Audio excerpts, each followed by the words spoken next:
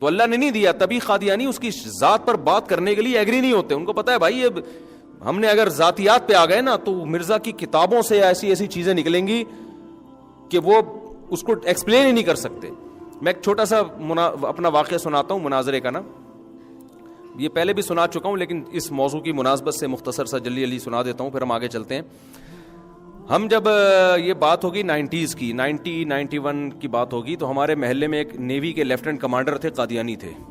وہ لڑکوں کو بہت خراب کر رہے تھے. وہ صاحب لیفٹیننٹ کمانڈر تھے نیوی میں اور قادیانی تھے, تو لڑکوں کو بہت تبلیغ کرتے رہتے تھے بیٹھ کے, یہ دیکھو مرزا نے نبی کی تعریف یہ کی, مرزا تو ایسا پیغمبر صلی اللہ علیہ وسلم کا عاشق تھا, اور یہ تم لوگ ان کو کافر کہتے ہو اور جہنمی کہتے ہو.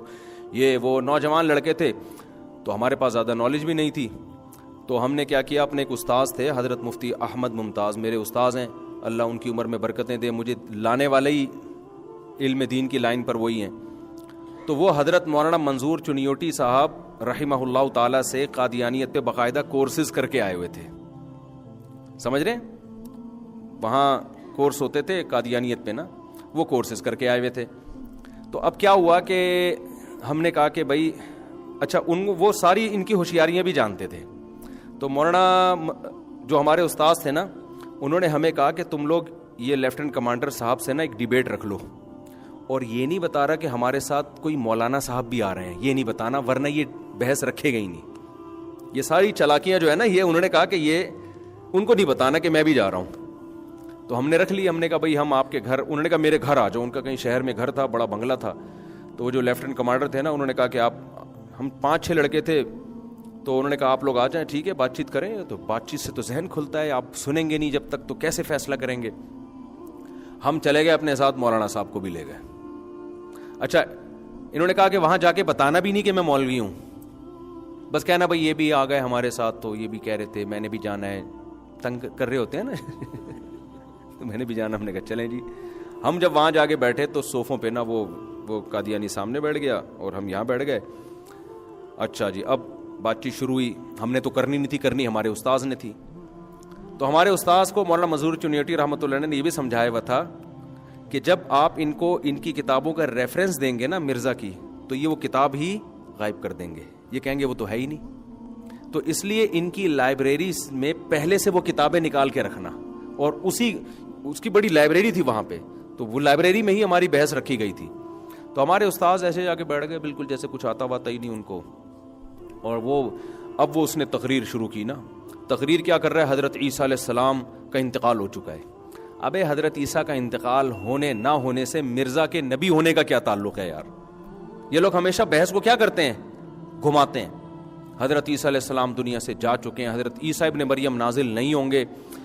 ہمارے استاذ اس میں لگے ہوئے تھے کہ جا کے نا وہ کتابیں جو ریفرنسز لکھ کر لائے تھے نا وہ نکال رہے تھے. ساری کتابیں اپنے سامنے جمع کر لی, مرزا کی جتنی تھی نا. تو اب کیا ہوا ہے جی, وہ بار بار دلائل دے رہا ہے. حضرت عیسیٰ علیہ السلام دنیا سے جا چکے ہیں, اور خود سوچو اگر حضرت عیسیٰ آسمانوں پہ زندہ ہیں تو کھاتے کہاں سے ہوں گے, واش روم کا تقاضا ہوگا تو کہاں جائیں گے ہیں بھائی, نکاح کیوں نہیں کیا انہوں نے, آسمانوں پہ آکسیجن کہاں سے ملتی ہے ان کو, آرام کہاں کرتے ہوں گے. ہمارے استاذ نے جو وہ باتیں کر رہا تھا نا مرزا کی کتابوں سے, وہ سارے حوالے نکالے ہوئے. تو اب جب ہمارا نمبر آیا تو ہم نے کہا آپ ذرا استاد جی سے کہا کہ استاد جی کچھ کہیں, تو استاد جی نے کہا جی وہ الحمدللہ مسئلہ حل ہو گیا, یہ مرزا کی کتاب ہے, آپ ہی کے گھر سے اٹھائی ہے میں نے, اس کے صفحہ نمبر پہ لکھا ہوا ہے کہ موسیٰ علیہ السلام آسمانوں میں زندہ ہے, اس میں لکھا ہوا تھا. تو کہا کہ مسئلہ حل ہو گیا, جہاں موسیٰ علیہ السلام کھانا کھاتے ہوں گے عیسیٰ علیہ السلام بھی وہیں چلے جاتے ہوں گے اسی ہوٹل میں.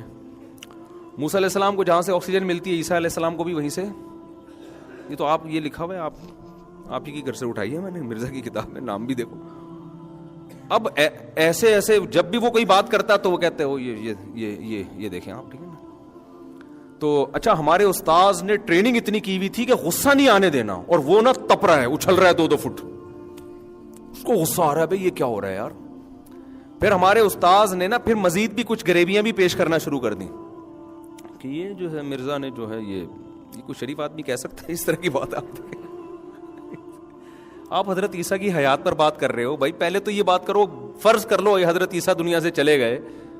اصل میں یہ نالائق کیا کرتے ہیں یہ ثابت کرتے ہیں کہ کوشش کرتے ہیں, ہوتا نہیں ہے ثابت, کہ عیسیٰ علیہ السلام دنیا سے جا چکے ہیں, اور وہ جو حدیثوں میں آتا ہے نا عیسیٰ ابن مریم نازل ہوں گے, اس سے مراد یہ مرزا غلام احمد ہے, معاذ اللہ, وہ یہ مراد ہے. تو اس لیے حضرت عیسیٰ علیہ السلام کو یہ کہتے ہیں کہ ایک قادیانی ہمارا کلاس فیلو تھا, ہم نے اس سے پوچھا حضرت عیسیٰ علیہ السلام دنیا سے گئے, ان کی قبر کہاں؟ انہوں نے کہا کشمیر میں ہے. یہ میں نے خود سنا ہے اپنے منہ, پتہ نہیں ابھی سب کا دعویٰ ہوگا کہ نہیں ہوگا. تو یاد رکھو, ہم کنٹروورسی کے قائل نہیں ہیں کہ آپ کسی قادیانیوں کو تنگ کریں, اس کو ماریں یا کچھ سختی کریں, ہم ان چیزوں کے قائل نہیں ہیں. دنیا پہلے ہی بہت بدامنی کا شکار ہے, لیکن انسان اپنے عقیدے میں مضبوط ہوتا ہے. اور ہم قادیانیوں سے ایک بات کہتے ہیں کہ آپ اپنے آپ کو مسلم کہنا چھوڑ دو. میں جب یورپ میں تھا نا, تو وہاں ایک بڑی اچھی بات ایک مولانا نے کہی. انہوں نے کہا کہ ہم نے یہاں گوروں سے بھی بات کی ہے, گورے کہتے تمہیں قادیانیوں سے تکلیف کیا ہے؟ بھائی وہ بھی جیسے عیسائیوں کا اپنا مذہب ہے, ہندوؤں کا اپنا مذہب ہے, تو قادیانیوں کا بھی اپنی عقیدہ ہے, آپ کیوں ان سے اتنی بحث مباحثے کرتے ہو؟ تو کہتے ہیں میں نے اس گورے کو بڑا اچھا جواب دیا, گوڑا بڑا مطمئن ہوا اس جواب سے. ہم نے کہا دیکھو تم عیسائی ہو نا, تم عیسائی ہو نا, عیسائیوں کا ایک خاص, آج کل کے عیسائیوں کا ایک خاص عقیدہ ہے, چرچ جاتے ہیں, یہ کرتے ہیں, وہ کرتے ہیں. اگر ہندو اپنے آپ کو کرسچن کہنا شروع کر دے تو تم برداشت کر لو گے؟ اس نے کہا نہیں بھائی ہندو کا جب ایک الگ مذہب ہے تو اپنے آپ کو ہندو کہے نا, کرسچن کیوں کہہ رہے اپنے آپ کو؟ اس سے تو کنفیوژن پیدا ہو رہی ہے نا. تو اس نے کہا بات یہی ہے کہ اسلام کے ایک مخصوص عقیدے ہیں جن میں ختم نبوت کے نبی صلی اللہ علیہ وسلم آخری نبی ہیں, یہ پوری دنیا کے مسلمانوں کا متفقہ عقیدہ ہے. اب اگر کوئی ہمارے نبی کے کھاتے میں کوئی جھوٹے کذاب ڈالے بھائی, تو آپ اپنے آپ کو کہہ دو ہم غیر مسلم ہیں, پھر جو مرضی آپ اپنے مذہب کا نام رکھو. ہم آپ کو گلے لگانے کے لیے, ہم ہندو کو بھی گلے لگاتے ہیں, عیسائیوں کو بھی گلے لگاتے ہیں, ہم آپ کو بھی گلے لگا لیں گے. لیکن اگر آپ اپنے آپ کو مسلم کہتے ہو تو آپ اسلام میں کنفیوژن پیدا کر رہے ہو. ایسی صورت میں ہم اپنے آپ کو گلے لگانے کے لیے تیار نہیں ہوں گے کسی قیمت پہ. جس حد تک ہم سے بائیکاٹ ممکن ہوگا ہم بائیکاٹ کریں گے. ہاں ہم شدت پسند نہیں ہیں, ہم کسی کو نقصان پہنچانے کے اور گالیاں دینے کے اور تکلیف دینے کے قائل نہیں ہیں, ملکی قانون کو توڑنے کے ہم قائل نہیں ہیں. لیکن آپ یہ سمجھو کہ ہم دوستیاں کو جائز کہہ دیں, اور جناب دعوتیں قبول, لوگ ہم سے کہہ رہے ہوتے ہیں کہ مفتی صاحب ہندو نے مجھے دعوت میں بلایا, چلے جاؤ. میں کہتا ہوں چلے جاؤ بھائی, وہ میرا کرسچن دوست ہے, اس کے ساتھ بیٹھ کے کھانا کھا سکتا ہوں, کھا لو بھائی. لیکن جب بات قادیانیوں کی آتی ہے, مصعب قادیانی ہے, اب ولیمہ کر رہے ہیں اپنے بیٹے کا, چلا جاؤں؟ نہیں جاؤ بھائی, بالکل نہیں جاؤ. آپ کے لیے جانا جائز بولو نا نہیں ہے. مفتی صاحب وہ قادیانی سے لین دین کرنا ہے بھائی, شدید مجبوری کے حکام الگ ہیں, لیکن نارملی آپ قادیانیوں سے لین دین بولو نہیں کر سکتے. ان سے دوستیاں, آپ کا کلاس فیلو ریزرو رہیں, آپ اس سے بڑھ چڑھ کے اس کو سلام کرنا, بڑھ چڑھ کے دوستیاں لگانا, ریزرو رہیں. ریزرو کا مطلب نہ دشمنی کریں اور نہ دشمنی سے مراد دشمنی والا معاملہ نہ کریں اس کے ساتھ کہ خام خواہ میں ٹارچر کر رہے ہیں, تکلیف دے رہے ہیں. اس سے تو کوئی فائدہ نہیں ہوتا, نقصان ہی ہوتا ہے ان چیزوں سے. لیکن گلے لگا لیں, ان سے دوستیاں لگا لیں, ان کی شادیوں میں, ان کے جنازوں میں شرکت, یہ نہیں ہو سکتا بھائی. یہ تو پھر غیرت کا معاملہ ہے. اللہ تعالیٰ پوچھے گا قیامت کے دن, نبی صلی اللہ علیہ وسلم پوچھیں گے کہ ایک جھوٹے کذاب دجال کو میرے کھاتے میں ڈالا گیا, میرا ذلی نبی, میرا نائب بنا دیا گیا, اور تم نے کیسے یہ جرم کو برداشت کر لیا. دیکھو اس کی میں ایک مثال دیتا ہوں. محلے میں ایک بندہ ہے, جھوٹا ہے, چرسی ہے, ہیروئنچی ہے, آپ اس کو بھی گلے لگاتے ہو, ہے کہ نہیں؟ بولتے ٹھیک ہے یار اتنے لوگ ہیں تو گناہگار ہے نا, تھوڑی محبت دوں گا صحیح ہو جائے گا. لیکن وہ اتنا اس نے آپ کو لفٹ کرانا شروع کر دی کہ محلے میں جب کوئی پوچھتا ہے تو کس کا بیٹا ہے, تو وہ آپ کا نام لیتے ہیں, میں اس کا بیٹا ہوں. اب آپ کو غصہ آئے گا, بھائی ہم لوگ خاندانی لوگ ہیں بھائی, ہمارے کوئی بچہ MBA کر رہا ہے, کوئی PhD کر رہا ہے, کوئی RM بن رہا ہے, کوئی پائلٹ بن رہا ہے, چرسی, ہیروئنچی, شرابی تو ہمارے خاندان کی طرف منسوب کر رہا ہے. اس کے بعد آپ کے وہ ایٹیٹیوڈ ہوں گے جو پہلے تھے. لوگ کہیں گے نہیں محبت سے کسی کو قریب لے کر آؤ, محبت. آپ بولیں گے محبت گئی تیل لینے, میرا نسب کیوں خراب کر رہا ہے بھائی, تو جو بھی ہے, تو جس کا بیٹا ہے اس کا بیٹا کہلا نا. ٹھیک ہے میں تیری زکات سے بھی مدد کروں گا, تجھے دعوتوں میں بھی بلاؤں گا, لوگ کوئی اچھے ہوتے ہیں کوئی برے ہوتے ہیں, میرا نسب کیوں گندا کر رہا ہے بھائی. تو آپ میں غیرت ہوگی نا, تو غیرت ہی ختم ہو جائے تو جو چرسی ہیروئنچی شناختی کارڈ میں آپ کا نام ڈال دے, آپ بولو گے براڈ مائنڈیڈ ہوں. وہ تو پھر جو بھی ڈال دے چرسی ہیروئنچی, بولے یہ میرا ابا ہے, آپ کہیں گے کوئی بات نہیں, جس نے اور بھی مجھ کو اب باپ بنانا ہے آ جائے. نادرہ میں بڑے لمبی چوڑی ہوتی ہے, جب میرے 15 بچے آ سکتے ہیں تو آپ کے نہیں آ سکتے اس میں, تو بڑا FRC میں بڑے گنجائش الحمدللہ نادرہ والوں نے رکھی ہوئی ہے. تو اس لیے ہم محمد صلی اللہ علیہ وسلم سے محبت کا تقاضا ہے کہ جو جھوٹا آپ کی طرف منسوب ہوگا، ہم محمد صلی اللہ علیہ وسلم کی غیرت کبھی برداشت نہیں کرے گی کہ مسلمان اس کو گلے لگائیں، اس کے فالوورز کو۔ سید الانبیاء صلی اللہ علیہ وسلم کی شفاعت سے محرومی کا ذریعہ بنے گی یہ چیز۔ اس لیے میں یورپ میں رہنے والے لوگ مسلمانوں سے بھی کہتا ہوں، بھائی قادیانیوں سے دشمنی نہ کرو، نہ ان کو ستاؤ، نہ طنز کرو، نہ گالیاں دو، نہ برا بھلا کہو، لیکن ان سے دوستیاں بولو مت لگاؤ، ان کو دعوتوں میں مت بلاؤ۔ اتنے براڈ مائنڈڈ بنو جتنا قیامت کے دن افورڈ کر سکتے ہو، اس سے زیادہ نہیں۔ سمجھتے ہو گے نہیں سمجھتے؟ تو یہ آیت ہوئی وَلَوْ تَقَوَّلَ عَلَيْنَا بَعْضَ الْأَقَاوِيلِ لَأَخَذْنَا مِنْهُ بِالْيَمِينِ ثُمَّ لَقَطَعْنَا مِنْهُ الْوَتِينَ۔ اس کی میں تفسیر بیان کر رہا تھا، اب ہم آگے چلتے ہیں کہ خلاصہ اس کا یہی نکلا کہ کوئی بھی ایسا شخص ہو جس کا گیٹ اپ ایسا ہو کہ جس سے لوگ متاثر ہو سکتے ہوں، وہ اگر اللہ کی طرف جھوٹ باندھے گا تو اللہ اس کو پنپنے نہیں دیتا۔ تو مرزا غلام احمد قادیانی، اس کی جو شخصیت تھی نا، میں بار بار یہ بات کہتا ہوں، قادیانیوں سے آپ مرزا غلام احمد کی نبوت پہ تو بات ہی نہیں کرو، آپ کو پہلے اس کی شخصیت پہ مناظرہ ہوگا۔ ہم یہ ثابت کریں گے کہ وہ شریف آدمی نہیں تھا، آپ نے یہ ثابت کرنا ہے کہ وہ شریف آدمی تھا۔ اس پہ کبھی بھی قادیانی بحث کرنے کے لیے آمادہ نہیں ہوں گے، سمجھ رہے ہو؟ تو جب گیٹ اپ ہی پیغمبروں کے گیٹ اپ میں سب سے پہلے ایک چیز ہے، پیغمبر کا کوئی استاذ نہیں ہوتا، کیونکہ اس میں یہ تہمت ہو سکتی ہے، لوگ بدگمان ہو سکتے ہیں، بھائی یہ جو اتنی چیزیں بتا رہے ہیں نا، ان کو کسی نے جتنے بڑے بڑے فلاسفر پیدا ہوئے، اسکالر پیدا ہوئے، ٹیچر تھے نا ان کے پہلے سے کوئی، یا اچانک مریخ سے اٹھ کے آ گئے وہ؟ کیا ہو گیا بھائی جان، کیا ہو گیا بھائی؟ یہی ہوتا ہے نا، جتنے بڑے بڑے اسکالر سائنسدان پیدا ہوئے، کوئی نہ کوئی ٹیچر تھا۔ ہاں یہ ضرور ہے، کچھ ٹیچر نے پڑھایا، کچھ ٹیچر سے آگے نکل گئے وہ اور مزید ترقی کی، لیکن ہر ایک اسکالر کا پہلے سے کوئی ٹیچر ہوتا ہے جس سے اس نے سیکھا ہوتا ہے۔ پیغمبروں کا کوئی ٹیچر نہیں ہوتا۔ اس پر امت کا اجماع ہے کہ پیغمبر نے الف لکھنا بھی کسی سے نہیں سیکھا ہوتا۔ کیوں؟ اس میں بہت بڑا الزام لگ سکتا ہے، بھائی یہ انہوں نے ان سے سیکھا ہے۔ ایک تو اس میں عیب یہ ہے کہ پیغمبر کو پھر اپنے ٹیچر کا احترام کرنا پڑے گا۔ پیغمبر کسی کا احترام باپ ہونے کے لحاظ سے کرتے ہیں کہ یہ میرے والد ہیں، یہ میری ماں ہے، یہ میری بہن ہے، یہ میرا بھائی، اس اعتبار سے تو ہے۔ ٹیچر ہونے کے لحاظ سے پیغمبر سب کے ٹیچر ہوتے ہیں، وہ کبھی کسی کو عزت نہیں دے، جو ٹیچروں والی عزت ہے وہ نہیں دیتے، کیونکہ ان کا ٹیچر براہ راست کون ہوتا ہے؟ یعنی اللہ تعالیٰ ہے ان کا۔ تو آپ مرزا کی چیز اٹھا کے دیکھو، ان کے تو ٹیچر بھی تھے، یونیورسٹی میں ملیں گی، کالج میں ملیں گے، وہ ساری حرکتیں بھی ملیں گے جو یونیورسٹی اور کالجز میں ہوتی ہیں، تو وہ سب کچھ ملے گا آپ کو۔ تو قادیانی ان چیزوں پہ بحث ہی نہیں کرتے۔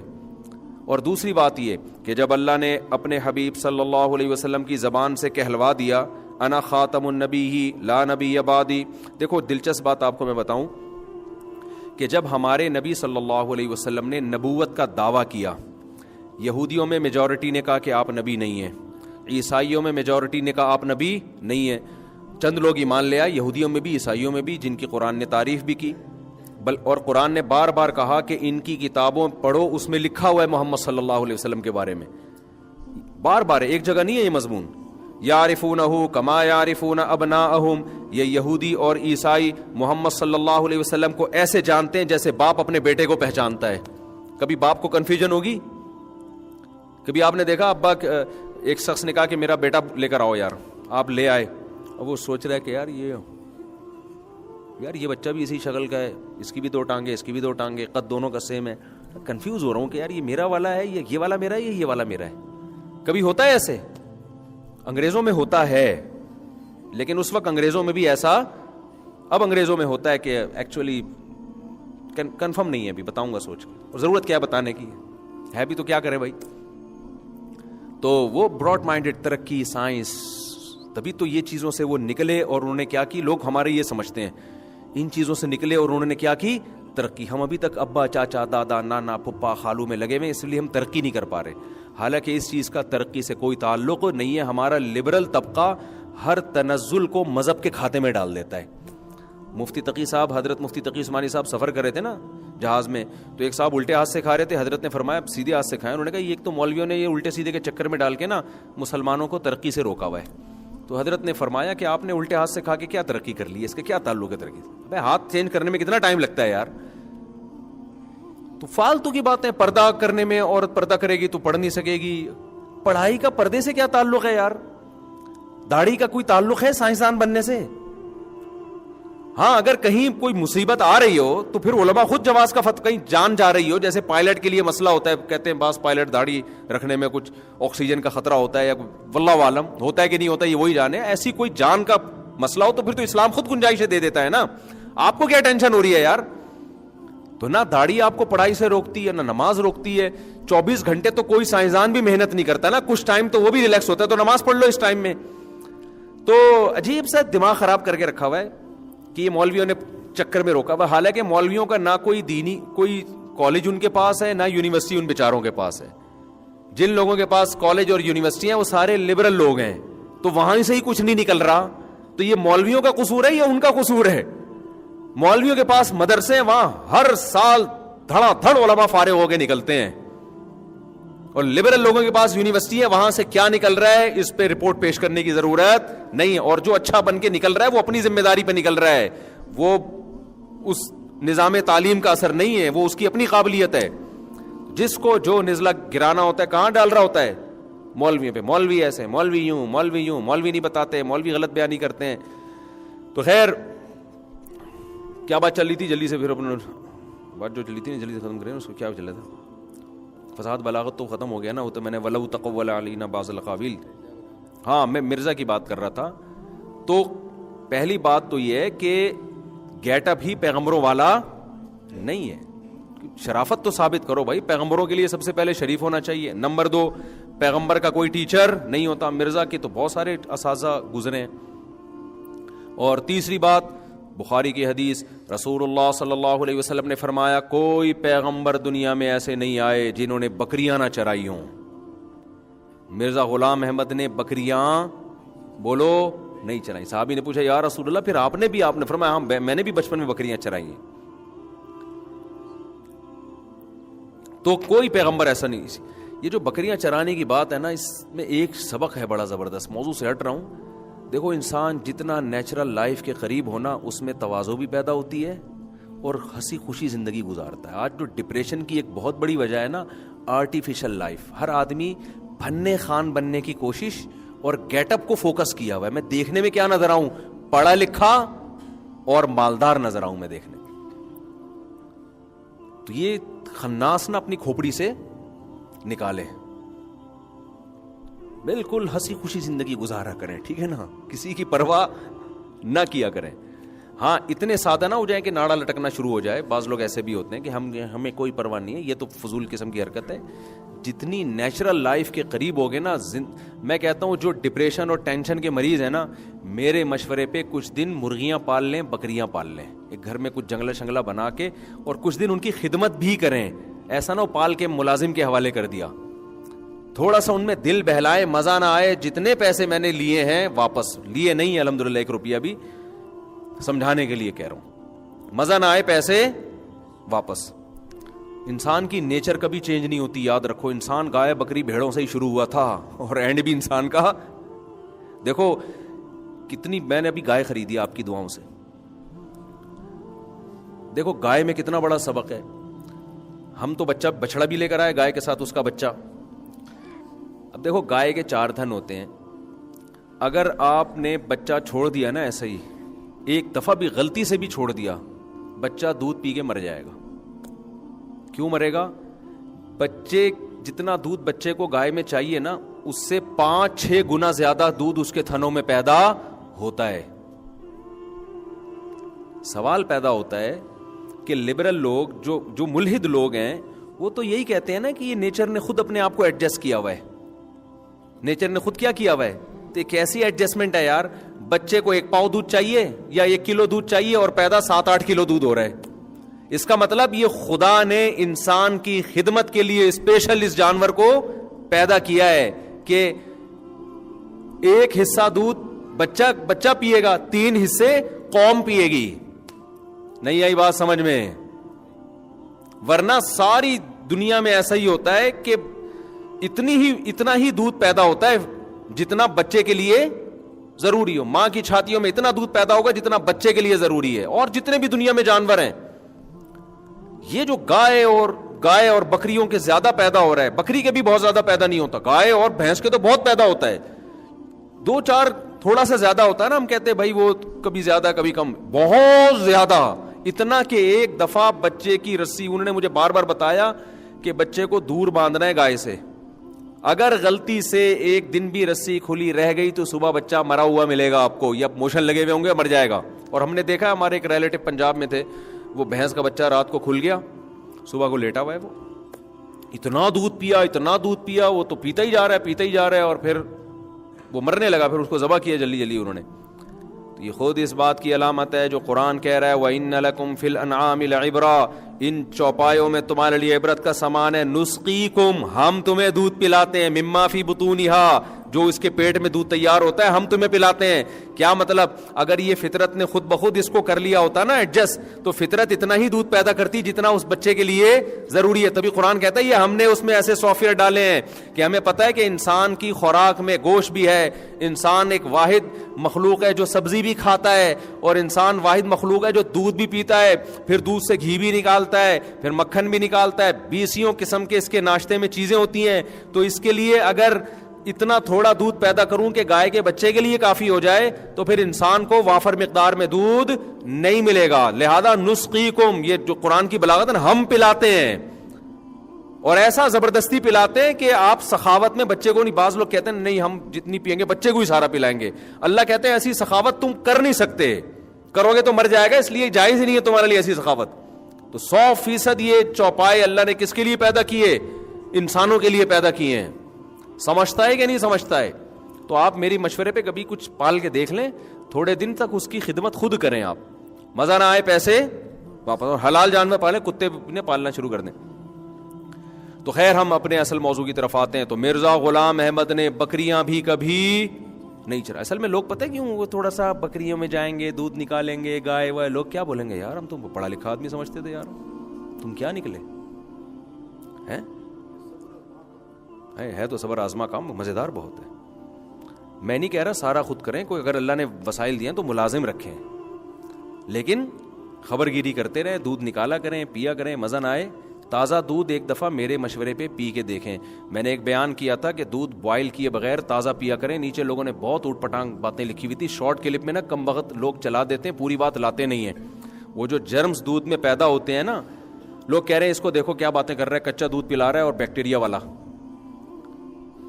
بوائل کیے بغیر. او بھائی یہ گوالے کا دودھ ہم نہیں کہہ رہے کہ بوائل کیے بغیر پئیں, یہ والا نہیں کہہ رہے ہم. دوسرا دودھ کو کچھ دیر گزر جائے رکھے پھر بھی ہم نہیں کہہ رہے کہ کچا پئیں, اس میں بیکٹیریا پیدا ہو جاتے ہیں. ہم جو کچا پینے کا مشورہ دے رہے ہیں, تازہ دودھ نکالا اور فوراً پی گئے, اس کو ہم کہہ رہے ہیں ذرا ہمارے مشورے پہ کر کے دیکھیں, مزہ نہ آئے پیسے واپس. لال سرخ ہونا شروع ہو جائیں گے, پیٹ کی تیزابیت ختم ہو جائے گی, اور آپ کو پتہ چلے گا کہ اس دودھ میں جو ہم نکال کے پیتے ہیں اور جو خرید کے پیتے ہیں, زمین اور آسمان کا فرق ہے. سمجھتا نہیں ہے نا بات کو. صحت پہ کمپرومائز نہ کیا کرو میرے بھائی. پتہ نہیں کیا کیا ٹیکے شیکے لگا کے کیا کیا کون کون سے انجیکشن تو جو ہمیں پتہ ہے, اور کون کون سے ایسے ہوں گے جو ہمیں پتہ ہی نہیں ہے, اور پھر پتہ نہیں کیا کیا ہو سکتا ہے. تو اس لیے بہتر ہے یار گائے پال لو خرید کے, اور ڈبے سے تو پھر بھی وہ بہرحال بہتر ہے. اچھا خیر, تو مرزا غلام احمد قادیانی نے کبھی بکریاں بولو نہیں چرائیں. دوسری بات یہ, ہاں میں جو اصل واقعہ بتا رہا تھا, دیکھو جب رسول اللہ صلی اللہ علیہ وسلم نے نبی ہونے کا دعویٰ کیا تو قرآن کہتا ہے یہود و نصارہ ان کو ایسے پہچانتے ہیں جیسے اپنے بیٹوں کو کوئی باپ پہچانتا ہو. یہودیوں نے اس دعوے کی نفی نہیں کی کہ نہیں تورات انجیل میں کہیں نہیں ہے. اگر نفی کرتے نا تو نبی صلی اللہ علیہ وسلم حکم دیتے لاؤ تورات, لاؤ انجیل لے کر آؤ. اور جو یہودی مسلمان ہوئے تھے علماء, ان سے کہتے کہ تم پڑھ کے سناؤ. جو یہودی علماء مسلمان ہوئے تھے نا, وہ تو یہ کہتے تھے کہ تورات اور انجیل میں آپ صلی اللہ علیہ وسلم کا تذکرہ ملتا ہے. لیکن جو اہم ترین بات ہے, جن یہودیوں نے انکار کیا نا, اس انکار کی بیس اس بات کو بنایا کہ نہیں آپ اللہ کے نبی نہیں ہیں. اس بات کو نہیں بنایا کہ موسیٰ علیہ السلام آخری نبی تھے یا عیسیٰ علیہ السلام آخری نبی تھے اور آپ کے بعد نبوت کا دروازہ بند ہو گیا. اس بات کو بیس کسی نے نہیں بنایا. اگر ہوتا تو کہیں تو روایت میں آتا نا, کہیں تو کہ فلاں یہودی نے کہا ہے کہ حضرت موسیٰ آخری نبی ہیں, یا سلیمان علیہ السلام یا داؤد علیہ السلام آخری نبی ہیں, یا عیسائی اس بات کو بیس بناتے کہ بھئی عیسیٰ ابن مریم تو آخری نبی ہیں, اس کے بعد تو ان کے بعد تو کوئی نبی آ ہی نہیں سکتا. یہ کسی عیسائی نے دعویٰ نہیں کیا, اس وقت کی بات کر رہا ہوں. ہوتا تو کہیں تاریخی کتابوں میں کوئی کچھ تو حاشیے میں کچھ مل جاتا نا. نہ کسی عیسائی نے یہ دعویٰ کیا کہ حضرت عیسیٰ آخری نبی نہیں ہے آخری نبی ہے, نہ کسی یہودی نے. اس کا مطلب وہ یہ جانتے تھے کہ حضرت عیسیٰ کے بعد پیغمبر آئے گا, آ سکتا ہے, حضرت موسیٰ کے بعد پیغمبر, داؤد علیہ السلام کے بعد پیغمبر آ سکتے ہیں, وہ یہ مانتے تھے. لیکن جب مرزا غلام احمد نے نبوت کا دعویٰ کیا ہے نا, تو علماء نے یہ نہیں کہا کہ مرزا نبی ہے یا نہیں ہے. علماء نے کہا بھائی یہ چیپٹر کیا ہو چکا ہے, کلوز. کیونکہ نبی صلی اللہ علیہ وسلم نے جب یہ فرمایا نا کہ میں آخری نبی ہوں, قرآن میں بھی آ گیا, تو یہ امت کا اجماعی عقیدہ بن گیا تھا. یہ اجماعی عقیدہ بن گیا کہ بھئی اب کوئی نیا نبی نہیں آ سکتا. تو اس سے صاف پتہ چلتا ہے کہ یہ اجماعی عقیدہ ہے کہ آپ صلی اللہ علیہ وسلم کے بعد کوئی پیغمبر نہیں آ سکتا. اور نبی صلی اللہ علیہ وسلم نے جب یہ کہہ دیا اور قرآن میں بھی آ گیا اور امت کا اجماع ہو گیا اس کے اوپر, ایک طے شدہ بات ہو گئی, تو اب اللہ ذمہ دار ہی نہیں ہے کہ کوئی نئی نبوت کا دعویٰ کرے اور اللہ اس سے برات کا اعلان کرے. کیوں ذمہ دار نہیں ہے بھائی؟ اب اگر تم اس پر ایمان لے کر آ رہے ہو تو یہ تمہارا ہیڈیک ہے. ہم نے پہلے سے, جیسے اس کی مثال ایسے ہے جیسے امریکہ یہ کہہ دے کہ ہم نے پاکستان سے سفارتی تعلقات ختم کر دیے, اب ہمارا کوئی سفیر نہیں آئے گا. پھر اگر اس اعلان کے بعد کوئی کتنے خوبصورت گیٹ اپ میں آ جائے, کتنا بہترین پیغام لے کر آ جائے, آپ اگر اس کو لفٹ کراؤ گے تو آپ بے وقوف ہوگے. امریکہ کی ذمہ داری نہیں ہوگی کہ وہ یہ اعلان کرے کہ یہ اس کا مجھ سے کوئی تعلق نہیں. امریکہ گئے, ہم تو پہلے اناؤنسمنٹ کر چکے ہیں. سمجھ میں آ رہی ہے بات کہ نہیں آئی؟ تو اس لیے قادیانیوں کا اس آیت سے یہ دلیل پکڑنا, استدلال کرنا کہ مرزا جھوٹا نبی ہوتا تو اللہ بھی دائیں ہاتھ پکڑ کے شہرک کاٹتے. بھائی وہ جھوٹا نبی تھا, لیکن اللہ دائیں ہاتھ پکڑ کے شہرک نہیں کاٹتے. اس کی وجہ کیا ہے کہ اللہ نے جب کہہ دیا کہ آخری نبی ہیں تو اب اللہ ذمہ دار ہی نہیں ہے. اب کوئی کسی پر ایمان لا رہا ہے تو خود بھگتے گا قیامت کے دن. اور یہ بات بھی جب ہے جب ہم مان لیں کہ اللہ نے دائیں ہاتھ پکڑ کے شہرک کاٹی نہیں ہے. حقیقت میں یہ ہے کہ جو اس آیت کا جو اصل مفہوم ہے نا کہ اللہ پنپنے نہیں دے گا, وہ حقیقت میں اللہ نے پنپنے دیا بھی نہیں ہے. تبھی تو دیکھو پنپنے نہ دینے کی سب سے بڑی مثال یہ ہے کہ اللہ یعنی قادیانی کبھی اس کی ذات پہ بحث کرنے کے لیے ریڈی ہوتا ہی نہیں ہے. یعنی کیسا پیغمبر ہے بھائی جس کی ذات پہ بحث ہی نہیں کرنے کے لیے کوئی آمادہ ہو رہا. اس کا مطلب اللہ نے اتنا ایکسپوز کر دیا اس کی کتابوں کے ذریعے. یہی تو مطلب ہے قرآن میں کہ ہم شہرک کاٹ ڈالیں گے. کیا مطلب؟ ہم ایسی کی تیسی کر دیں گے, ہم پنپنے ہی نہیں دیں گے. اور یہ بھی یاد رکھو جیسے یہ پیغمبروں کے بارے میں تو علماء انبیاء کے وارث ہیں. اگر کوئی عالم کا گیٹ اپ ایسا ہو کہ اس کی بات سے لوگ متاثر ہو رہے ہوں اور وہ بھی اگر شریعت پہ جھوٹ باندھنا شروع کر دے, اللہ اس کو بھی پنپنے, اس کو ایکسپوز کر دیتے ہیں اللہ تعالیٰ دنیا کے سامنے. اللہ سب کو بچائے. دیکھو ایک ہے بد عمل ہونا عالم کا, وہ ایک الگ چیز ہے. ایک ہے غلط بیانی کرنا, دونوں میں بڑا فرق ہے. بد عمل ہونا کسی کا وہ تو اللہ اس کا معاملہ ہے, جرم ہے. عالم کا برائی کرنا عام لوگوں کی نسبت زیادہ بڑا جرم ہے. لیکن ایک ہے غلط بیانی, یہ اتنا بڑا جرم ہے. اس کو قرآن کہتا ہے اشتروا بآیات اللہ ثمنا قلیلا, اللہ کی آیات کو چند ٹکوں کے بدلے میں بیچتے ہیں, تحریف کرتے ہیں دین میں. تو کوئی عالم مفتی اگر یہ کام کرے نا پبلک کو خوش کرنے کے لیے یا پبلک سے ہدیے نذرانے لینے کے لیے, وہ دین کو چینج کرنا شروع کر دے, اللہ کی نظر میں اس سے بڑا جرم کوئی نہیں ہے. کیونکہ اس سے اسلام میں کنفیوژن پیدا ہو رہی ہے نا, اسلام میں تحریف ہو رہی ہے. آج بہت سے لوگ ہم پہ دباؤ ڈال رہے ہوتے ہیں کہ یار آپ یہ فتویٰ دو, آپ یہ فتویٰ دو. بھائی نہیں, علماء کے سر پہ مسلط نہیں ہوا کرو. شریعت نے اس کی اجازت دی ہے کہ حالات سازگار نہ ہو تو حق بیان کرنے سے آپ خاموش ہو جائیں. ہر بات ہر جگہ بیان کرنے کی نہیں ہوتی. آپ کو پتا ہے لوگوں کی مینٹل لیول سے اوپر کی چیزیں بیان کیا تو فائدے کے بجائے نقصان. خاموشی جائز ہے, دین کو تبدیل کرنا جائز نہیں ہے. بعض دفعہ ایسے ہوتا ہے کہ آپ کو پتا ہے یار یہ بات ابھی میں نے بتائی نا تو سامنے والے کی سمجھ میں نہیں آئے گی کیونکہ حدیث میں آتا ہے کلم الناس علی قدر عقولہم، آپ صلی اللہ علیہ وسلم نے فرمایا لوگوں سے ان کی مینٹل لیول کے حساب سے بات کیا کرو، جو ان کی سمجھ میں آ جائے۔ آگے آپ نے فرمایا اتریدون ان یکذب اللہ ورسولہ، کیا تم یہ چاہتے ہو کہ لوگ اللہ اس کے رسول کا انکار کریں؟ بعض باتیں ایسی ہوتی ہیں ہوتی ٹھیک ہیں لیکن لوگوں کی مینٹل لیول سے اوپر کی ہوتی ہیں، جب لوگ وہ سنیں گے تو وہ اسلام کو ہی غلط سمجھنا شروع کر دیتے ہیں اپنی جہالت کی وجہ سے، وہ اسلام کو غلط، تو اللہ رسول کا انکار کر دیں گے، بولیں گے بھائی یہ تو ہماری سمجھ میں نہیں آ رہا۔ تو حدیث کا مفہوم کیا ہوا؟ ایسی بات لوگوں کے سامنے کی نہ جائے، ان کے لیول کے حساب سے بات کی جائے آہستہ آہستہ، پھر جب وہ یہاں تک پہنچیں گے پھر اگلی بات ان کی خود سمجھ میں آئے گی۔ تو خاموشی اختیار کی جا سکتی ہے، غلط بیانی نہیں کی جا سکتی۔ ہمارے